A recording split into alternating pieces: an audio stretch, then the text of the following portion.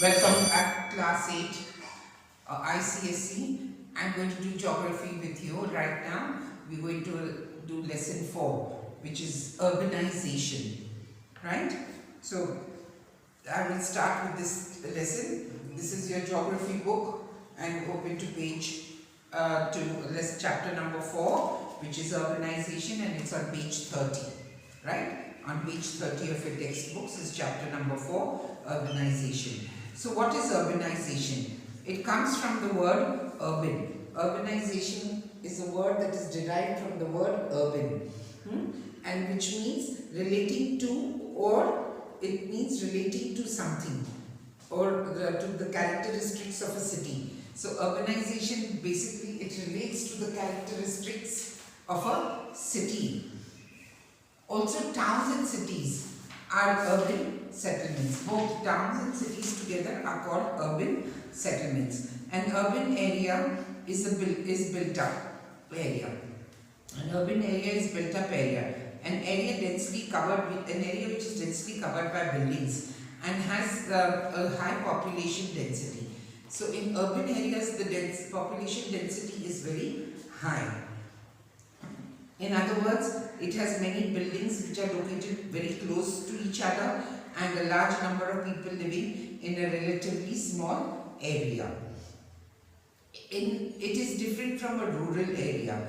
In a rural area, which is a countryside or a farmland located outside the towns and cities. So rural areas is the countryside or the farmland which is located outside the urban cities, what we call cities and towns. So rural area is outside cities and towns. It is located outside beyond cities and towns.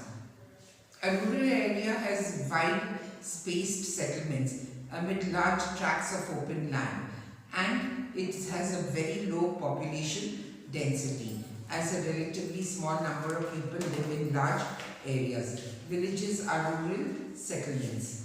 Rural settlements are much smaller than urban settlements. Urbanization also refers to the formation of towns and cities and their growth in size. It also refers to the increase in the proportion of people.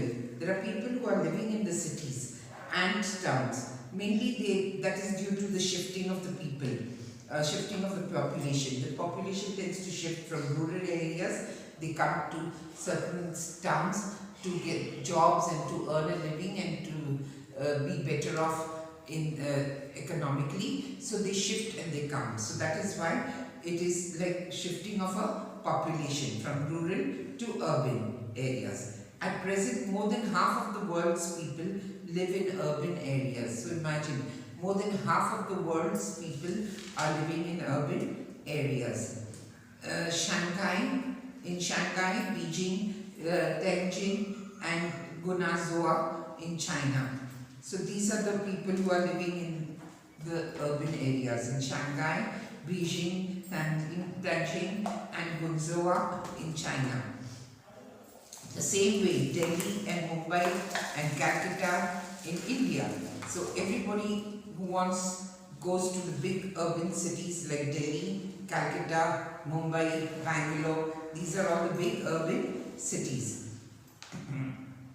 And in India. While in Pakistan it's like Karachi. In Pakistan they have Karachi, they have Lahore. So these are the big cities which are urbanized. In Istanbul they have Turkey.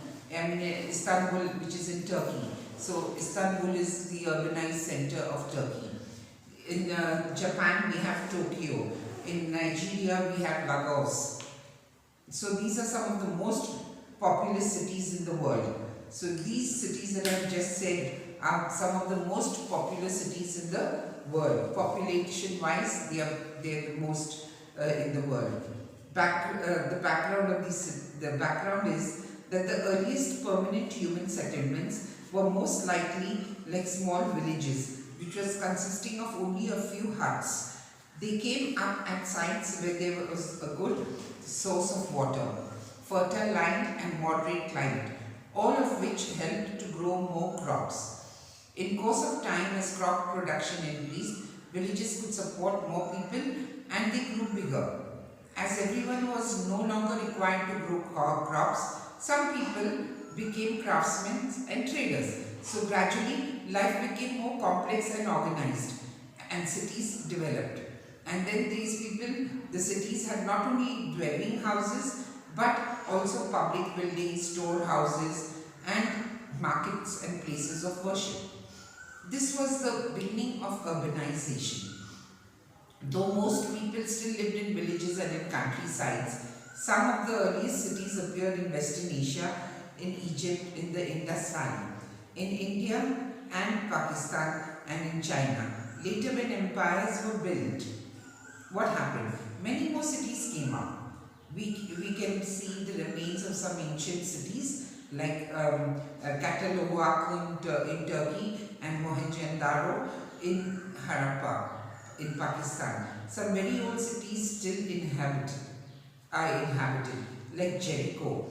Jericho is one of the oldest cities which is still inhabited. People still live in Jericho in Palestine, in Lajor in Egypt, and Athens in Greece, Damascus in Syria, and in Varanasi in India, and Rome in Italy. So these are the few cities where some of the old cities are still inhabited. These are some of the oldest cities in the world, and they are still inhabited population-wise. Causes of urbanization: the proportion of people living in urban areas increases. So proportion of people that are living in urban area keeps on increasing. And they keep on increasing, and there are many various reasons for the increase in the population. Now the first reason is that it's natural increase. The first reason is a natural increase. There is a natural increase in population when births exceed. When there is more births, when there are more births and less deaths, okay, exceed deaths. So there is a increase in population when the birth exceeds death. So when babies are born, more babies are born, and there are less number of deaths, then the population automatically increases. So say for example, if 10 children are born, if 100 children are born today, okay, and 10 people are dead, so naturally it will be 90 more people in the new population, while there is only a loss of 10.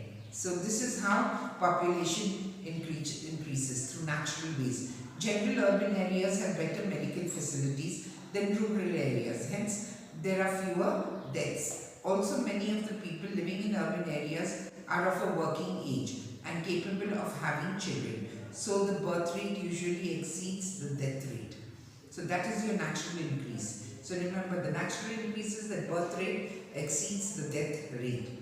Rural-urban migration. Migration is another cause. The main reason for the increase in urban population is that migration of people. People migrate from rural to urban. So people migrate from rural areas to urban areas. Now why do they migrate? I'll give you a very simple example.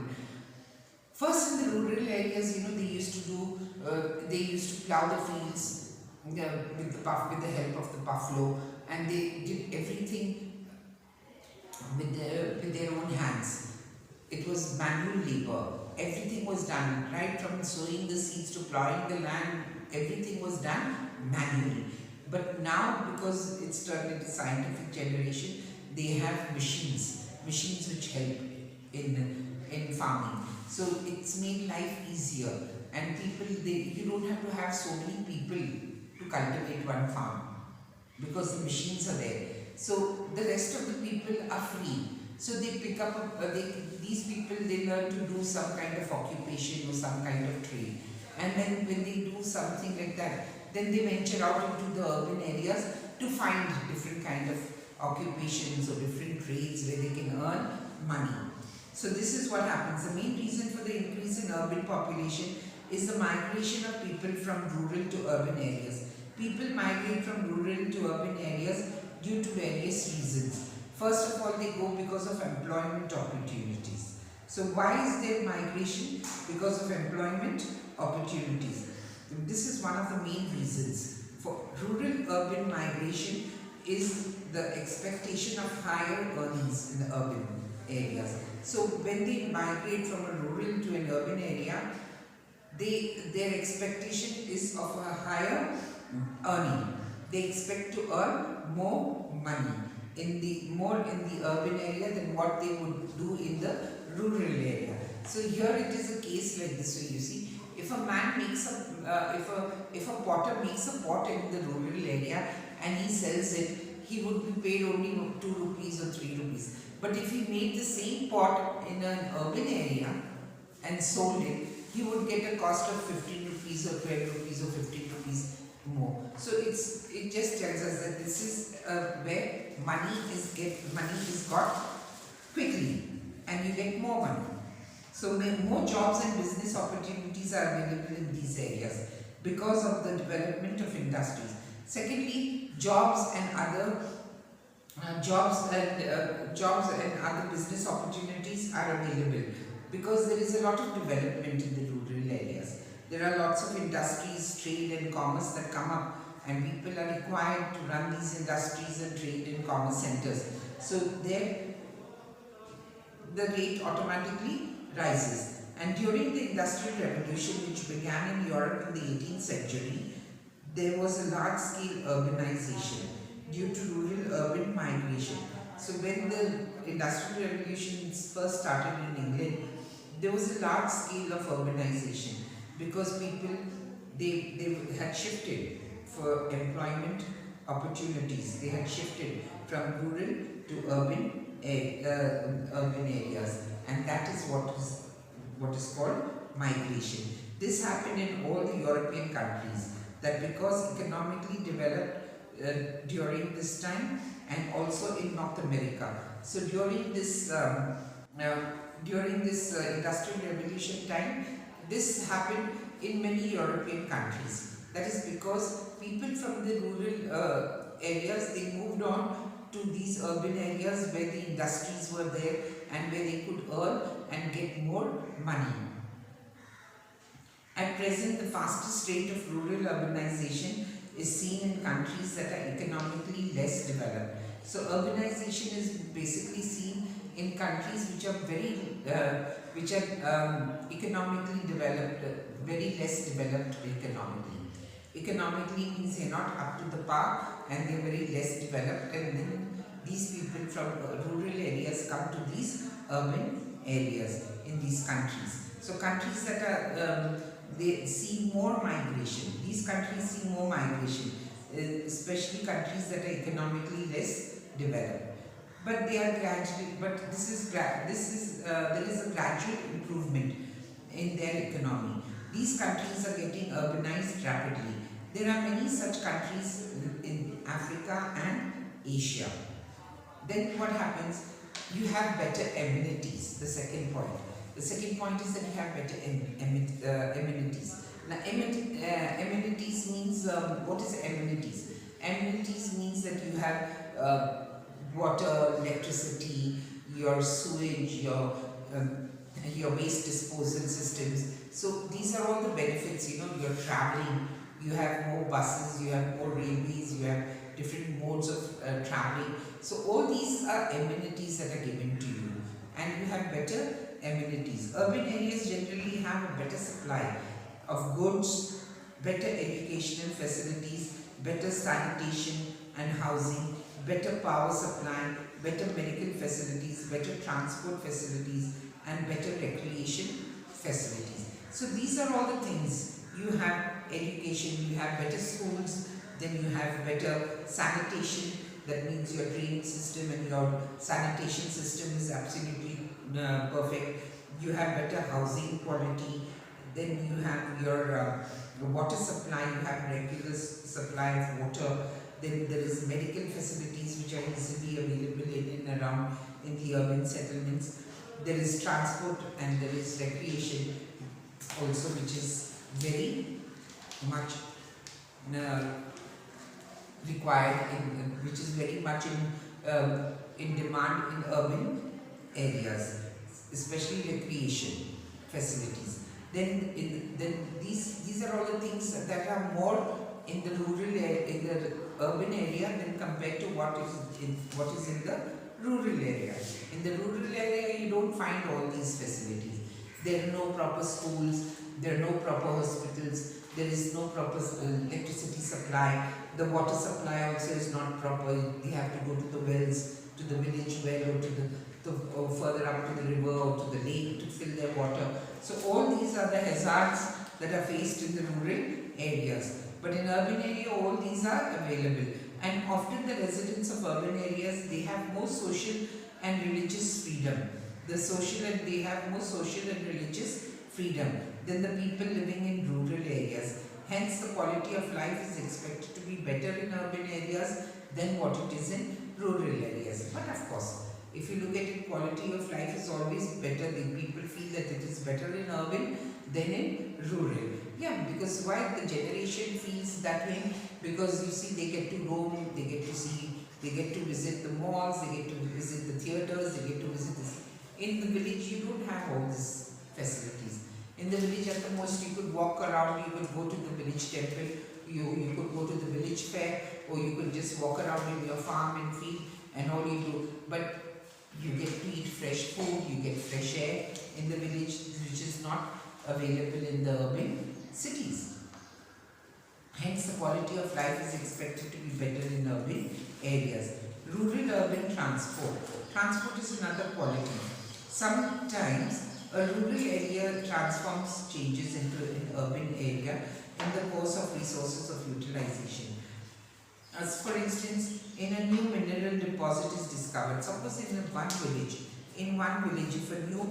they have found a new mineral deposit in one particular village, and they start mining, and it's discovered. So the mines come up at that particular site. Okay, they start mining. So mining starts over there. Now, to find miners, the people to get jobs and miners, people go there to get jobs. So they start living in and around that area, right?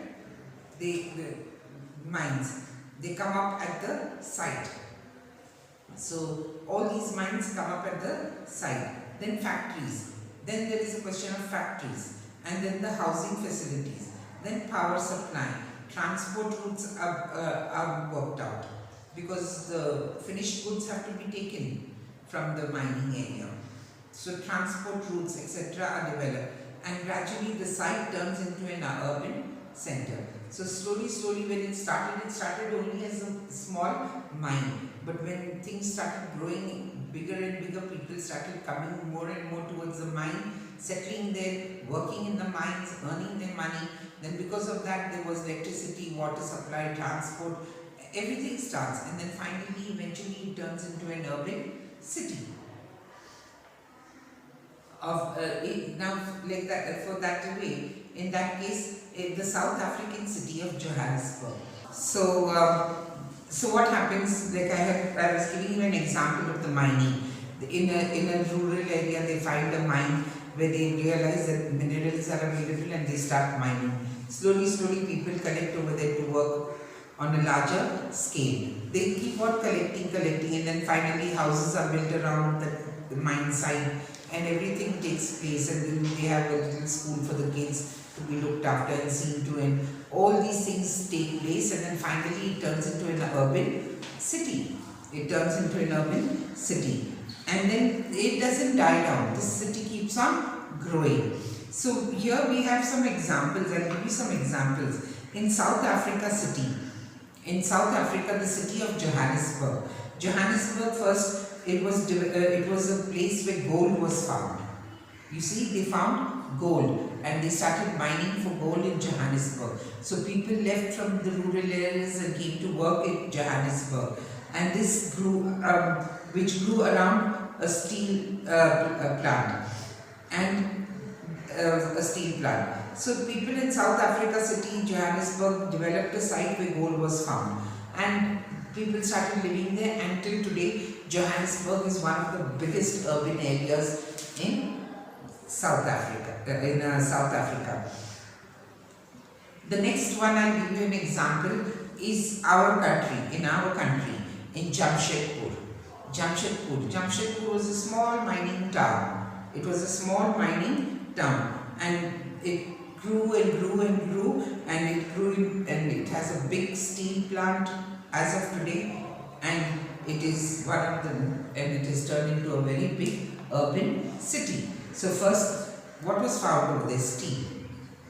They realized they found they found ores over there, mineral ores, and then they started mining, and then slowly it kept on into a larger scale, and it grew the urban area. It grew into a very big urban area, and now they have a steel plant. These are examples of how a rural area can turn into an urban area. Impact of urbanization. Urbanization has a positive impact when it occurs in a planned manner. When anything occurs in a planned manner, it has a positive impact. However, unplanned urbanization, when it's unplanned, the urbanization has a negative impact.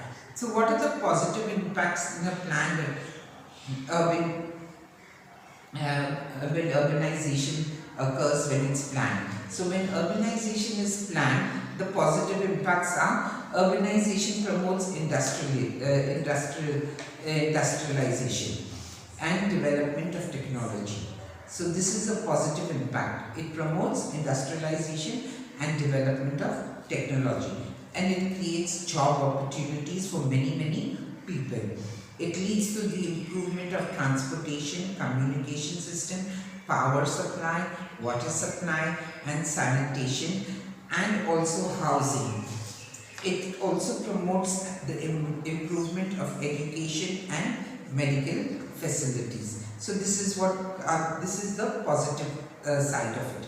It allows people from different regions to live together in an area. So people from all over the world, all over the country, they come from different regions. They all come and they live together in the same area. Exchange ideas and socialize with each other. So because they are from different regions and all, they all get together and they exchange ideas with each other and they socialize with each other. This enriches the culture and promotes social and religious freedom. So this also promotes the culture and it promotes social and religious freedom. So for example, if you see now in a city like Pune, we have Ganpati, we have Moram, we have Durga Mata Puja, Durga Puja, everything. So we have all these things. People tend to celebrate every kind of feast eventually, and that brings in social and religious freedom.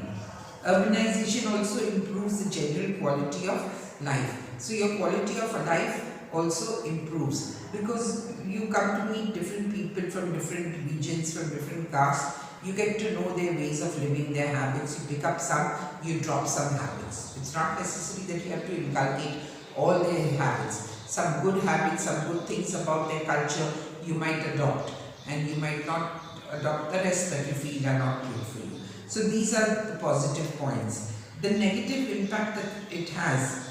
Urbanization has a lot of negative impact. The negative impact is as more and more people move into an urban area, a large number of people are forced to live in a relatively small space and the area becomes very crowded. A large number of houses have to be built in a relatively small space. So the area becomes congested and most people have to live in small apartments in shared houses.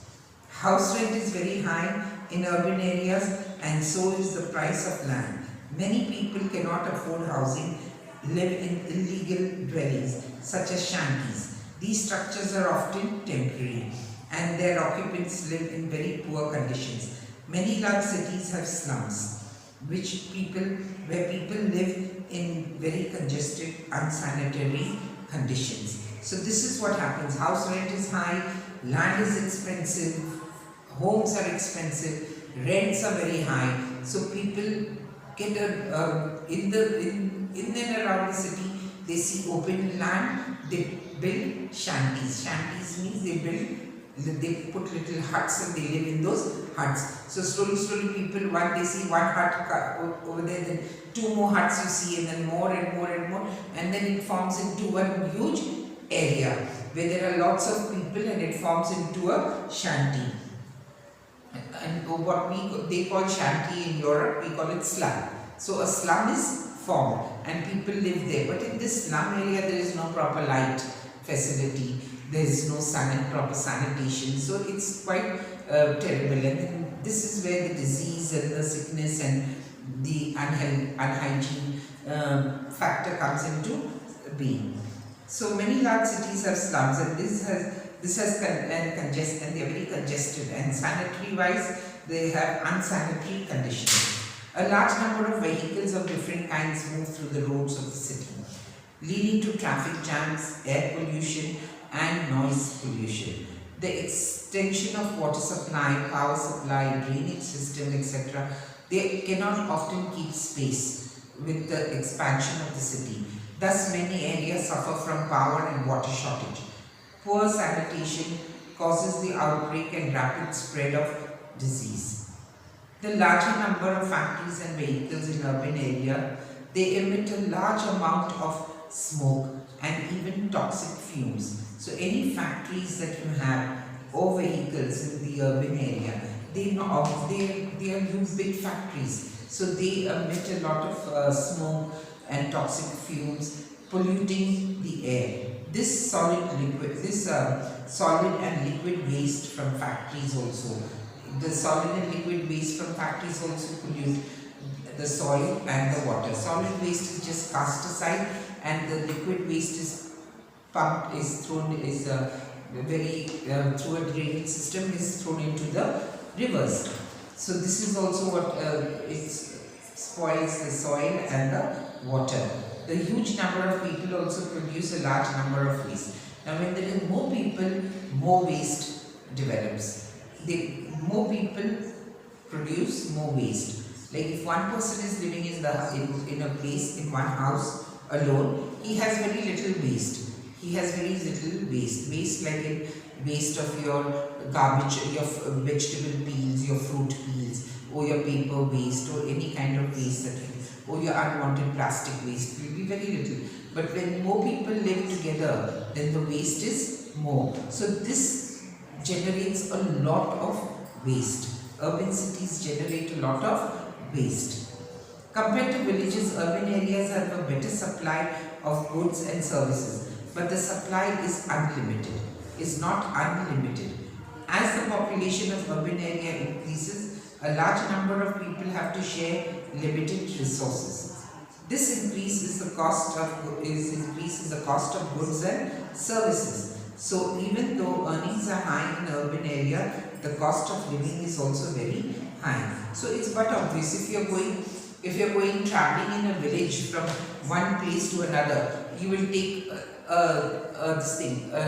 duggy, or what you call that, a six-seater, and you travel in the village in a six-seater. You will pay 1 rupee, 2 rupees to travel a distance of 10 kilometers or 15 kilometers. But while in the city, if you do the same thing, you will take a rickshaw, and the rickshaw is going to cost you 10 times more. So whatever you are earning, so you have good salary, but your expenses is also high.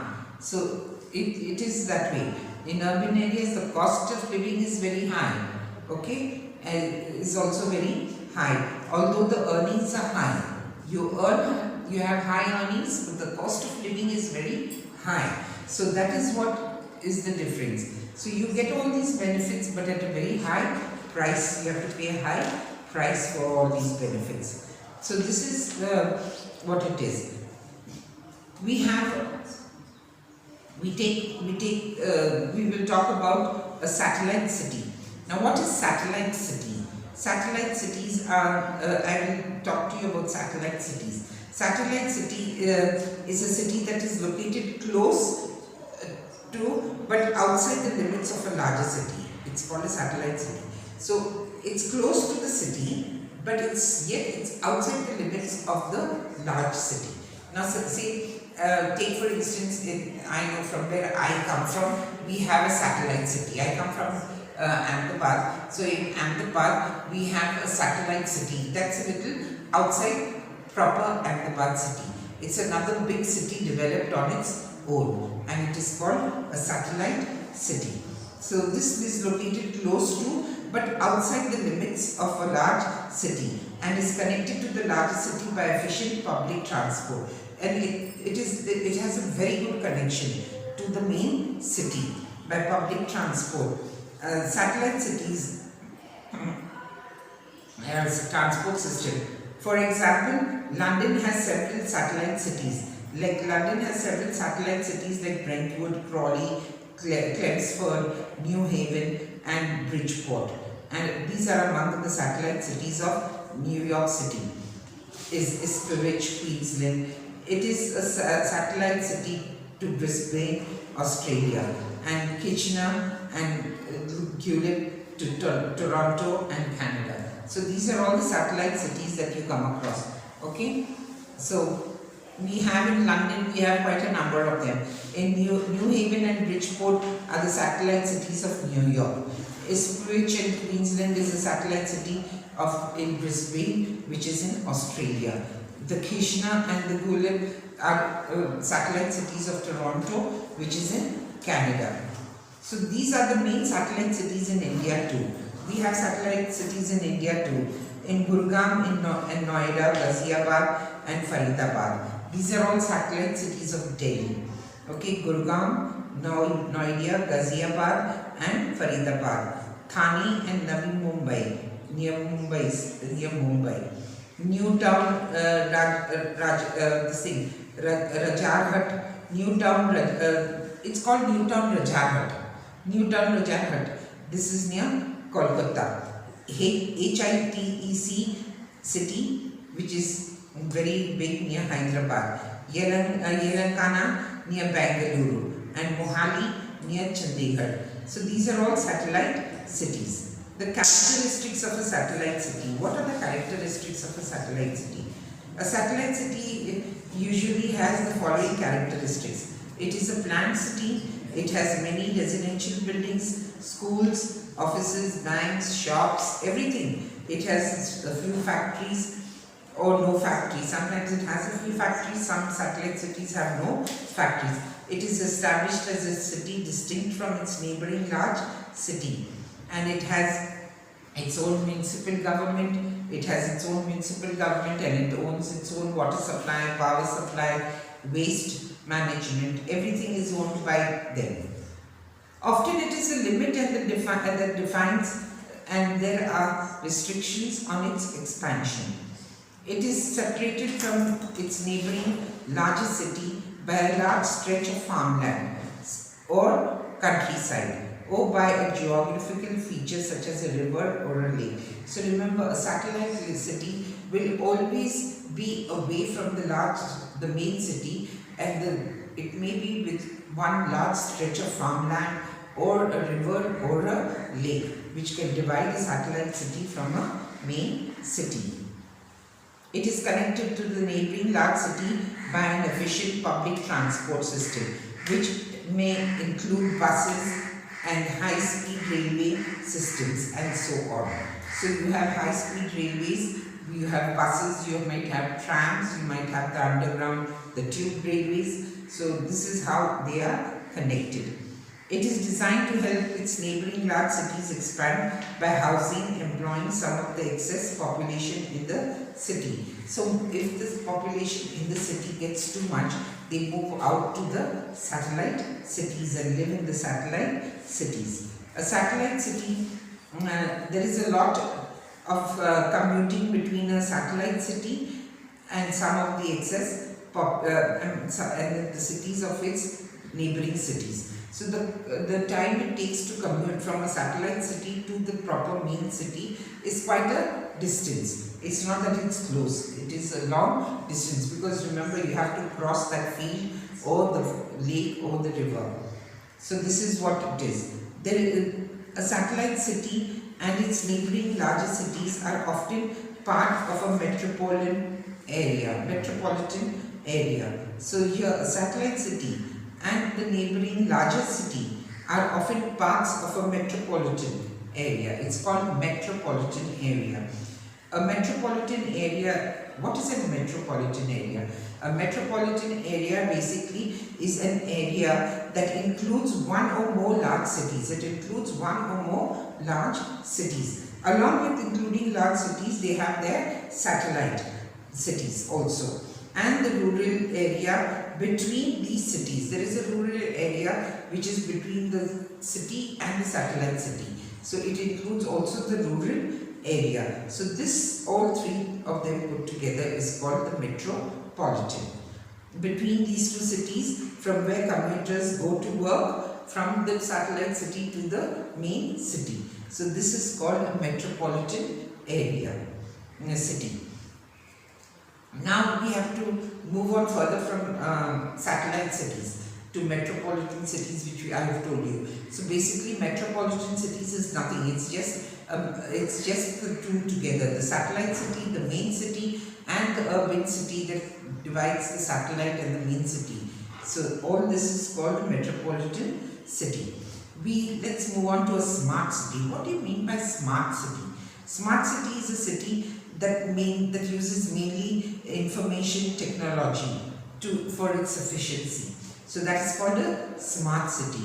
A smart city is a city that uses information technology for efficiency, to utilize its resources, and it provides amenities including water supply, power supply, internet connection, public transport, affordable housing, waste management systems, health care systems, education. So these are all the same as what you get in an urban city, but it is more technologically savvy. It is more technologically savvy. So these are the things. Records are kept and resources are monitored and managed using computerized material. So records are kept and managed using computerized material. So that is in a smart city. Remember, smart cities, they always have big computer machines and they record everything. In a smart city, like if you want to call, you can call London a smart city.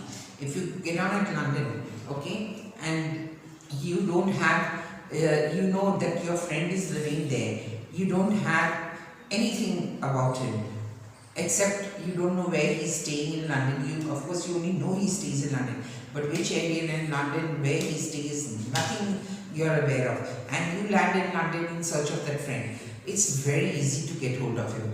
All you have to do is just get onto the internet at any internet stall in and around London. If you get off at Heathrow Airport, you get down and then you get into any of these cubicles and you start off. You type the name of the person you're searching for and you Google it, and automatically the picture of the person appears.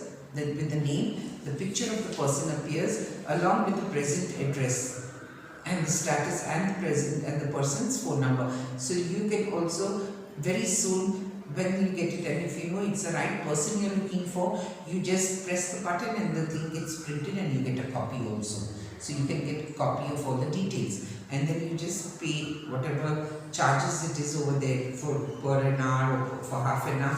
You pay it, you walk out, you've got your details. You've got the name of the person you're searching for, his address, his phone number, everything. So this is what is called a smart city. You can get everything online. All information, anything you want, it's all got online. Smart cities also have online shopping. You don't have to go to the mall. You don't have to go to the market. You don't have to go. Only thing you have to go is that you cannot buy petrol. Petroleum cannot be bought online. For that you have to go to the pump and you have to go to the station to fill your petrol. The rest, everything is done. Banking is done. Hospitalization also, most of the time it is done mainly online. And then when you are a very serious case, you have to go to the hospital. But mainly booking your appointment, giving your details, giving everything is found online. And so this is what the smart city is all about. Most services are provided online. Residents can also communicate directly with the government online. The ultimate aim of a smart city is to ensure rational economic development which will benefit residents, business and government and environment. Barcelona and Madrid. Barcelona and Madrid. These are the main cities in Spain which are smart cities. Amsterdam, which is in the Netherlands, is another smart city. Vienna in Australia. In Australia we have Vienna.